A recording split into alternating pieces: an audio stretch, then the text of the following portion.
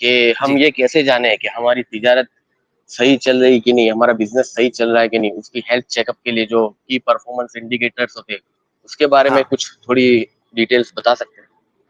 जी, KPI की performance indicators के बारे में फौज में आप बताएं। देखिए, एक तो जो सबसे पहला जो अपने जो कौन से अकाउंटिंग बिजनेस जो पे भी रिकॉर्ड, डिपेंड होता है, कौन सा बिजनेस बताएंगे?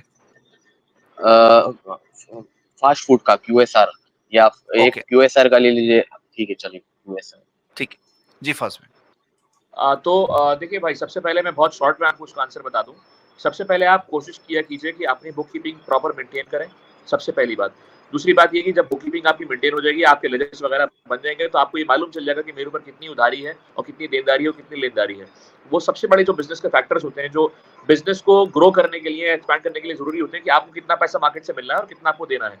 उसका डिफरेंस जो होता है वो आपका अपना मार्जिन या अपना कैपिटल या कॉर्पस, जो भी आप उसको नाम दे लीजिए। मैं मोटे मोटे अल्फाजों में आपको बता रहा हूँ, मैं पूरी बैलेंस शीट आपको नहीं बता रहा, रेशियोज में नहीं जा रहा, एनालिसिस में नहीं जा रहा, मैं सिर्फ मोटी मोटी बता रहा हूँ। जिस पल आपको जो पैसा मिलना है, अगर वो ज्यादा है, इट इज ग्रेटर देन दोस्त पैसा, मतलब वो पैसे से जो कि आपको देना है, इसका मतलब आपका बिजनेस बिल्कुल अच्छा चल रहा है। अगर जो पैसा आपको मार्केट में आपको देना है वो ज्यादा है जो कि आपको मार्केट से लेना है, तो फिर इसका मतलब आपको अपने बिजनेस पे और ज्यादा फोकस करने की जरूरत है। क्योंकि ये वक्त बहुत कम है, मैं इसलिए इसको समराइज करूंगा 2 लाइन में। बाकी इंशाल्लाह डिटेल आंसर इसका हम लोग कोशिश करेंगे नेक्स्ट टीम में ले सकें।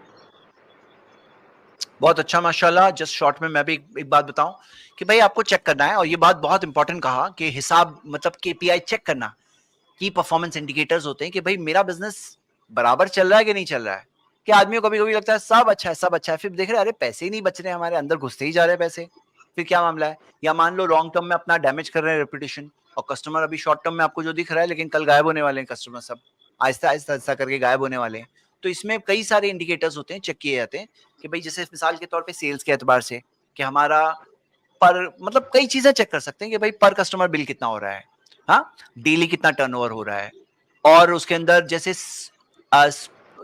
जो फ्लोर स्पेस है, तो फ्लोर स्पेस जितनी मेरे पास, जितना बड़ा रेस्टोरेंट है उस एतबार से कैसे चल रहा है कि मान लो पर स्क्वायर फुट कितना मैं सेल कर रहा हूँ, हाँ पर स्क्वायर फुट कितना कर रहा हूँ।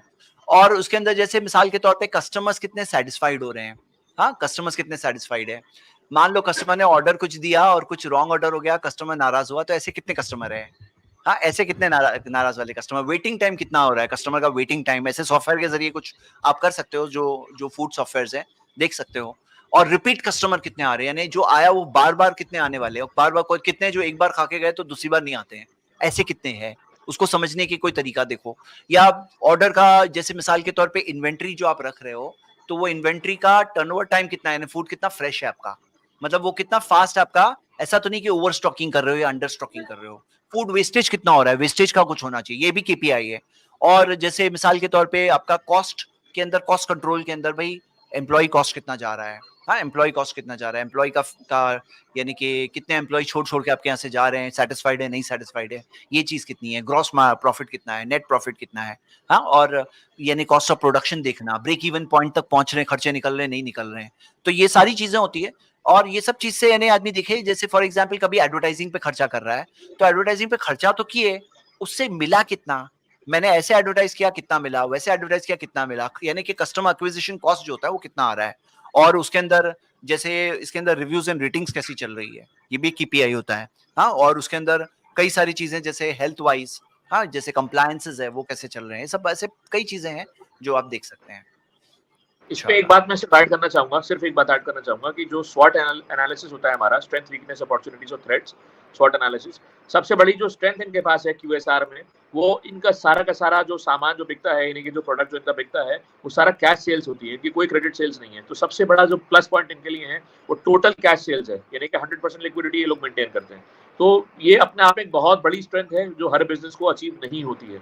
ये भी आप अपने आप को स्ट्रेंथ मानते हुए चलिए, और फिर यहाँ से आप एनालाइज करिए कि आपके पर जो मार्केट की जो देनदारी है वो कितनी है। तो यही एक बड़ा इंडिकेटर आपके लिए, यहीं से शुरू, मतलब जो बेस पॉइंट है आपका यहीं से शुरुआत होगा आपका। जी, जज़ाकल्लाह खैर जैद भाई, फवाज भाई। और वही